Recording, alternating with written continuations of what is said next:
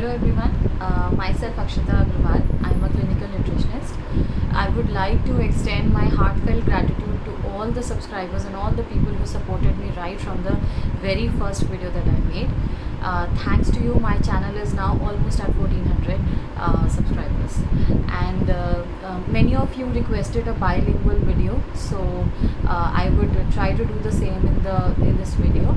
So I'm going to choose a very significant topic today. It is acidity, hyperacidity, and almost every second person is dealing with acidity in some or the other magnitude.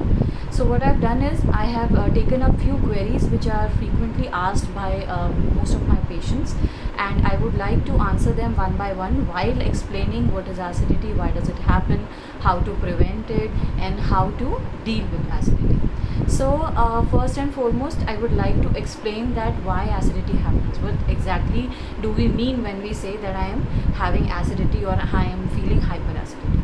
So what happens is that our body it produces a number of digestive juices in order to facilitate the digestion of the food that we eat. So for digesting protein, there is this specific acid that is released in our stomach, which is HCl, your hydrochloric acid. So when a person stays on an empty stomach for a very long period, this acid starts acting on the stomach lining or the intestine lining, as it cannot differentiate between the food protein or the body protein.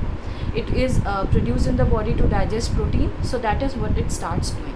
Now when it starts acting on the lining of the stomach, you start feeling a lot of discomfort. There is a lot of gas that is formed. There can be bloating, there can be heaviness, you can feel a headache, you can feel a loss of energy or drain. So how can we avoid this situation? What can we do to deal with such episodes? How can we manage this acidity? So let's take up the questions of the patients one by one and understand that how different foods can be taken while you are dealing with acidity, and what is it that you can take if you are having such episode.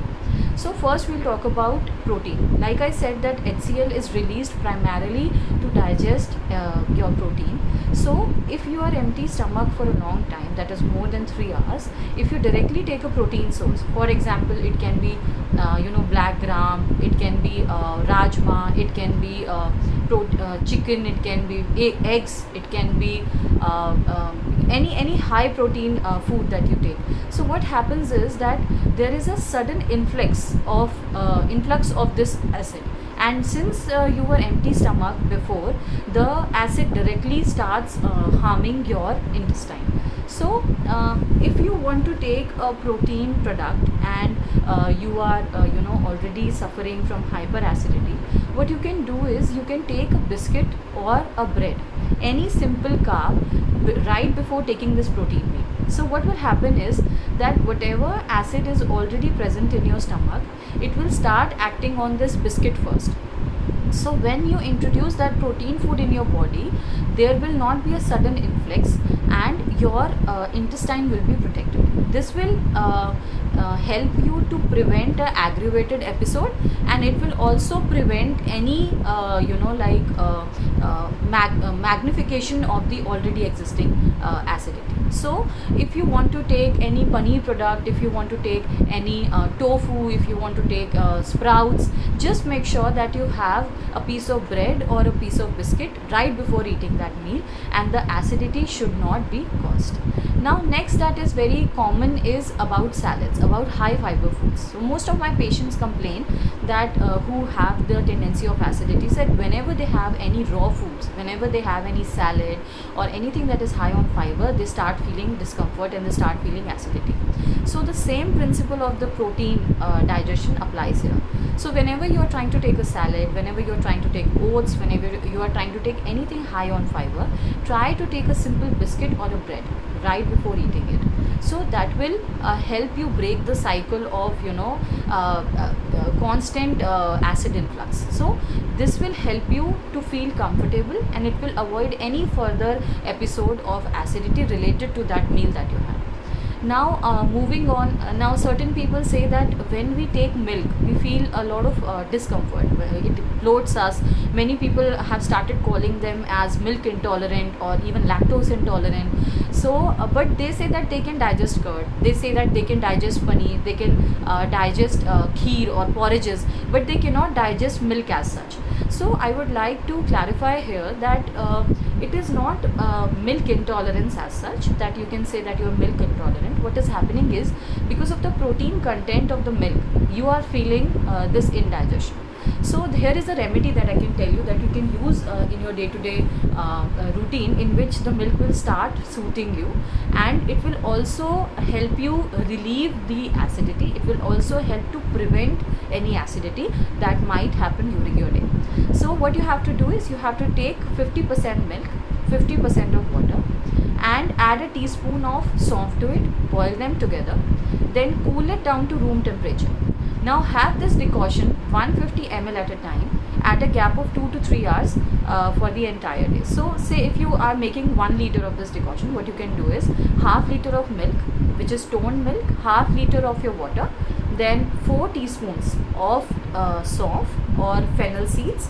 Then you can boil them together, you can cool them, and then you can have 150 ml, that is one small teacup at a time, and take them at 2 to 3 hour frequency.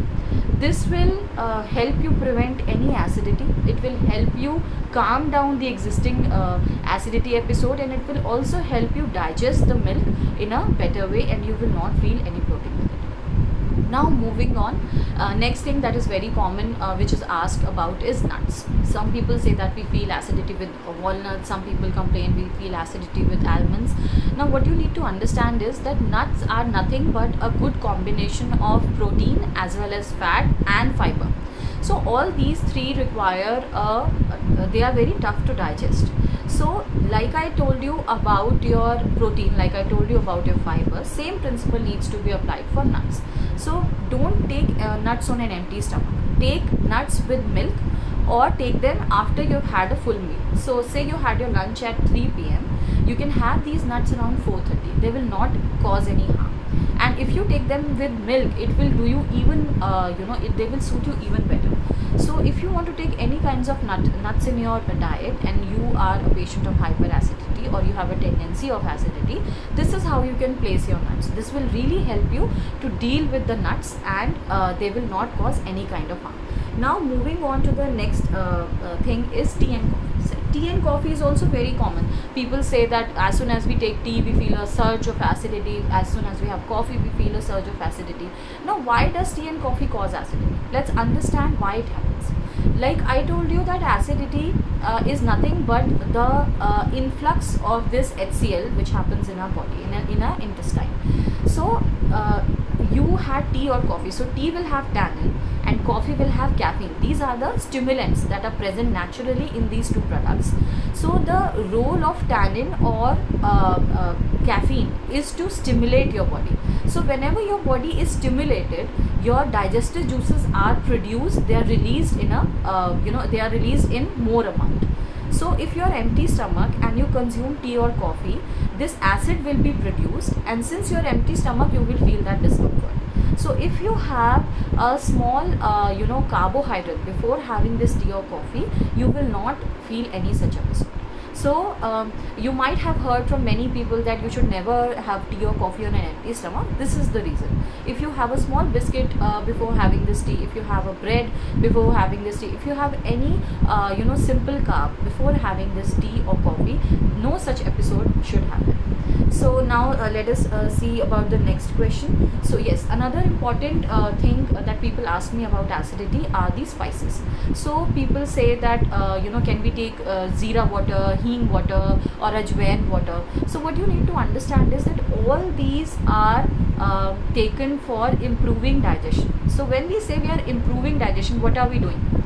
We are trying to enhance the digestive juices. Now what problem are we dealing currently? We are already dealing with the enhanced secretion of this product. So if we take ajwain, that is your if we take ajwain, if we take hing, if we take zeera, all these will do nothing but aggravate our acidity. So for any patients who are dealing with hyperacidity, I will suggest them not to take all these waters, not to take all these things on empty stomach. Especially if you do want to take these things, you can add in a very slight amount in your food, but never take them empty stomach.